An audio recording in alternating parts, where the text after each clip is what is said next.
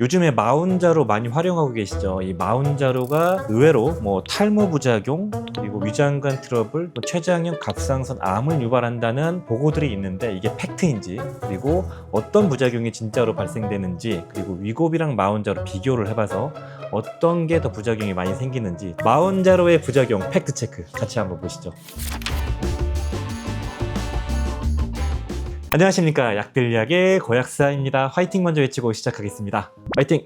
자, 오늘은 마운자로랑 위고비 관련된 부작용들을 싹 정리해봤습니다. 제가 한 3주 정도 프로젝트로 관련된 논문들을 싹 서칭해가지고 번역하고 들여다봤습니다. 그래서 실제로 마운자로랑 위고비의 부작용들이 어떤 게 있는 건지, 그리고 정말 걱정해야 되는 건지, 걱정해야 되는 이상신호는 무엇인지 정리를 해봤고요. 위고비와 이 마운자로를 통합해가지고 가장 흔한 부작용, 그리고 중대성, 위해성이 큰 부작용, 췌장염이나 담도폐쇄나 담낭염, 그리고 탈모 같은 것까지 포함해서, 그리고 마운자로와 위고비의 부작용 또한 비교해 보겠습니다. 어떤 게 부작용이 심한지 바로 들어가 보겠습니다. 대표적인 위고비랑 마운자로의 부작용을 비교한 연구가 있습니다. 이게 마운자로를 만든 일라이 릴리에서 진행한 임상 데이터임을 먼저 아시면 좋을 것 같고요. 서마운트 5라는 대규모 임상 자료가 있는데, 이게 72주 동안 대략 한 18개월 동안 위고비랑 마운자로를 맞게 했을 때의 몸의 변화나 부작용을 좀 트래킹한 거거든요. 이 임상 데이터가 대표적인 마운자로의 효능을 입증한 3상 단계의 임상 데이터이고요. 여기에서 부작용을 또 비교한 게 있거든요. 72주 동안 사용한 사람들의 데이터를 보니까 참가자가 한 700명 정도인데 한 40% 이상 위고비랑 마운자로가 메스꺼움이 발생됐고, 설사가 대략적으로 23%로 위고비 마운자로 거의 동일하게 발생됐고요. 변비도 거의 비슷하게 한 28% 정도, 그리고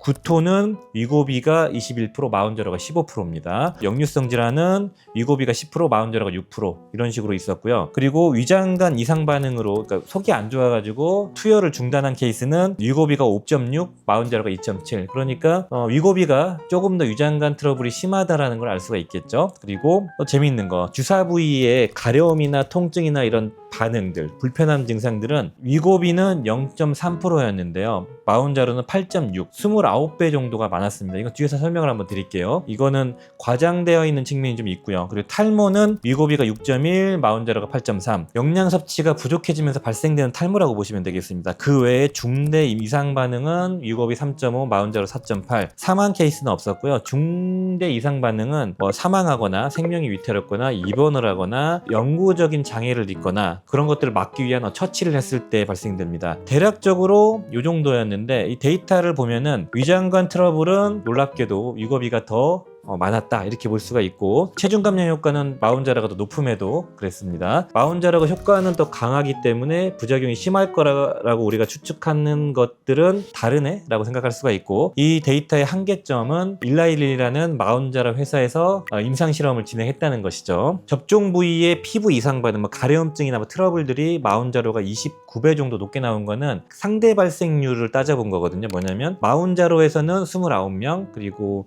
위고비는 1명, 이렇게 해서 29배가 된 겁니다. 그래도 어찌되었던 간에 더 많이 발생될 수 있는 거고, 근데 경미한 가려움증 같은 증상이 대부분이었다고 합니다. 그리고 이거 관련해가지고 46,000명 정도를 코호트 연구한 게 있거든요. 후양적으로 코호트 연구해가지고 중대 위험 사건이 기간 동안에 발생한 위험이 어느 정도인가 트래킹을 한 게 있는데, 마운자로 위고비를 비교했을 때 급성 췌장염이나 담낭염, 담도질환, 장폐색, 위마비, 그리고 중증 변비 같은 것들에 대한 위험도는 위고비랑 마운자로는 큰 차이가 없었다라는 데이터가 있었고요. 그리고 이 부작용이 또 얼마나 지속되어 있나라는 데이터를 찾아봤는데, 스텝 1부터 스텝 3까지라는 위고비 임상 실험 데이터가 있거든요. 임상 3상을 진행했는데 대략적으로 메스꺼움은 8일, 구역구토는 이틀 정도 초기 단계에서 발생이 됐다고 하고, 그리고 설사도 3일 정도가 발생되고요. 근데 변비가 47일 발생합니다.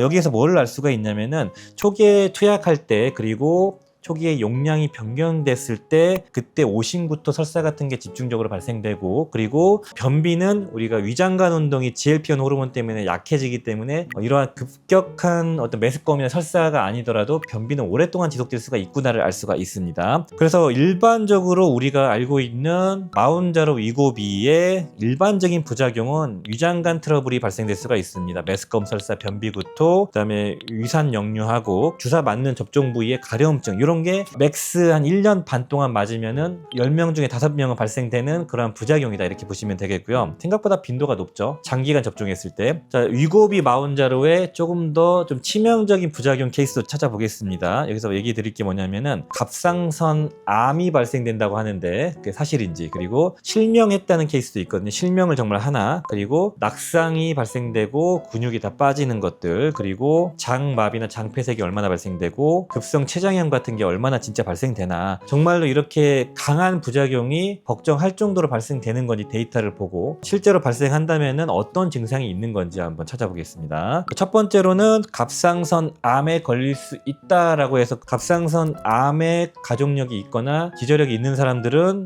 접종을 하지 말라고 하거든요. 그 주의사항에도 있습니다. 왜 나왔냐면은 실제로는 밝혀진 바는 없습니다. 그런데 쥐 실험에서 갑상선에 있는 C세포, 칼시토닌이라는 그 칼슘을 뼈로 보내주는 그 호르몬이 분비되는 세포에 암이 발생되어 있는 케이스가 있고요. 아직까지 사람과의 어떤 연관관계는 우리가 알지 못합니다. 그리고 갑상선 수질에서 발생되는 암이 이러한 동물 실험에서 밝혀졌기 때문에 아직까지 우리가 위고비나 마운저라가 오랫동안 검증되지 않았기 때문에 FDA에서 주의해야 된다라고 하고 있고, 대표적인 위고비의 임상 실험이었던 셀렉트 연구에서 보면은 갑상선 수질 암이 실제로 사람에서 발생됐거든요. 근데 위약군에서 발생됐습니다. 그러니까 위고비를 맞지 않는 사람에서 발생됐기 때문에 연관관계는 아직 알 수가 없지만, 그럼에도 불구하고 동물 실험에서는 어느 정도 발생됐기 때문에 신경을 써야 된다는 차원으로 얘기를 드린 거죠. 정확히 말씀드리면은 갑상선 암에 기저력이 있는 사람들은 접종을 보통 금지하고 있다라고 말씀드리고 싶습니다.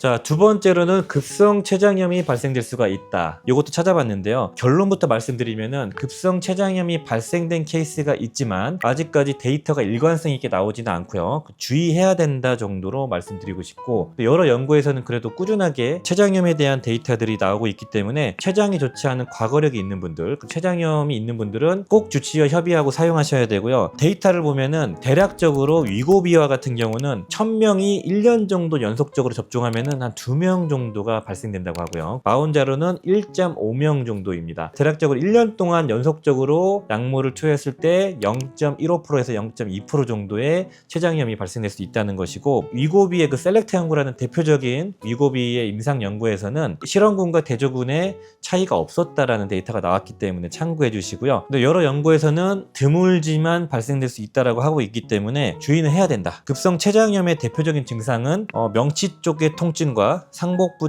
쪽 통증, 오심, 구토, 그리고 등 쪽에 통증이 생깁니다. 등 쪽에 통증, 그리고 열이 나고요. 황달이 발생될 수도 있습니다. 꼭 주치의와 협의하시길 바랍니다. 자, 세 번째로는 위고비를 맞으면은 실명할 수 있다. 그런 글을 보셨을 것 같은데요. 이것도 찾아보니까 덴마크에서 40만 명 정도를 위고비 맞은 사람을 코호트 연구를 했습니다. 후향적으로 코호트를 했고 5년 동안 트래킹을 해보니까 나이온이라는 혈류가 줄어들면서 신경 손상이 일어나면서 실명을 유발하는 부작용이 발견됐기 때문인데요. 이게 대략적으로 10,000명당 1명꼴이 발생됐다고 해서 유럽 규제기관에서 이 부작용을 공식 등재를 했습니다. 따라서 대략적으로 0.01% 정도죠. 드물지만 발생될 수 있다. 현재 위고비는 등재가 되어 있는데 마운자로는 아직까지 보고된 건 없습니다. 근데 마운자로도 기전 자체가 똑같기 때문에 발생될 수가 있겠죠.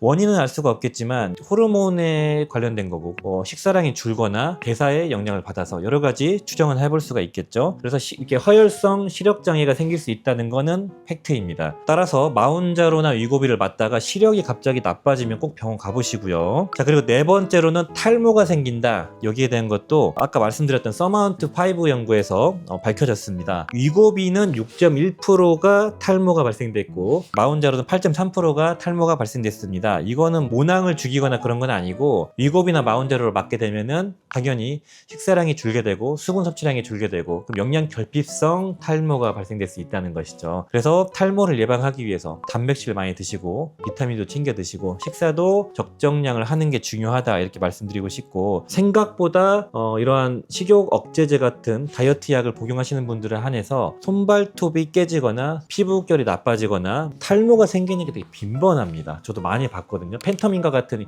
경구용 식욕 억제제 있잖아요. 그런 것들 먹고 그런 분들이 많은 많은데 위고비랑 마운자로도 사실상은 뭐 비슷하다는 것이죠. 자, 그리고 다섯 번째로는 담석과 담낭염, 이것도 발생된다는 걸 많이 보셨을 건데 서마운트 연구에서 비교를 하는 게 있는데 담석증은 위고비는 1.6% 정도가 발생됐고 위약부는 0.7%거든요. 상대 발생률이 한 2배 정도가 나오겠네요. 그래서 그 정도가 되고 마운자로는 1.1%가 발생됐다고 하고요. 담낭염은 0.6%, 위약부는 0.2%, 마운자로는 0.7%의 위약분이 0.2%, 상대 발생률이 상당히 높은 편이죠. 그리고 담낭 절제술을 했던 거는 위고비는 없지만 마운자로는 0.2%가 발생됐다고 하네요. 그러니까 유의미하게 아주 드물지만 발생될 수 있다. 그 이유는 체중 감량이 너무 빨라지니까 콜레스테롤 방출량이 많아지고 담즙에 콜레스테롤 과포화가 발생되고 콜레스테롤이 담석의 성분이기 때문에 그렇습니다. 그로 인해서 담석증이 생기거나 담석이 생기면서 막히면서 담낭염 같은 게 생길 수가 있는 것이고요. 위고비나 마운자로를 맞게 되면은 기존의 담석증과 담낭 질환이 있는 사람 당연히 고위험군이고요. 그리고 여성과 비만이 있는 분들, 그리고 40세 이상 분들, 고중성 지방 혈증이나 당뇨가 있는 분들, 이런 분들은